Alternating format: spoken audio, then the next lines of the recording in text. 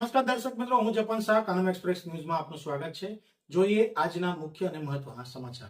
કામરેજ વિસ્તારમાં ફરી એકવાર અનૈતિક પ્રવૃત્તિઓ સામે પોલીસની મોટી કાર્યવાહી। કામરેજના બાપા સીતારામ ચોક પાસે આવેલા અનમોલ વેલસન સેન્ટરમાં ચાલતા કૂટણખાના પર કામરેજ પોલીસનો દરોડો। પોલીસે કાર્યવાહી દરમિયાન 6 લલના અને 5 ગ્રાહકોને ઝડપી પાડ્યા। માહિતી આધારે પોલીસે સ્થળ પર રેડ પાડી સમગ્ર કૌભાંડનો પર્દાફાશ કર્યો। સ્થળ પરથી પોલીસ દ્વારા જરૂરી સામગ્રી કબજે કરી આગળની કાયદેસરની કાર્યવાહી હાથ ધરાઈ છે। આ સમગ્ર ઘટનાને લઈને વિસ્તારમાં ચકચાર મચી જવા પામી। કામરેજ પોલીસ દ્વારા આરોપીઓની પૂછપરછ શરૂ કરવામાં આવી છે, તેમજ આ રેકેટ પાછળ અન્ય કોઈ લોકો સંકળાયેલ છે કે નહીં તે દિશામાં પણ તપાસ તેજ કરવામાં આવી છે। Reporter Sagar Solanki, Surat. Police inspector R B Gojiya, Kamrej police station, Surat ગ્રામ્ય।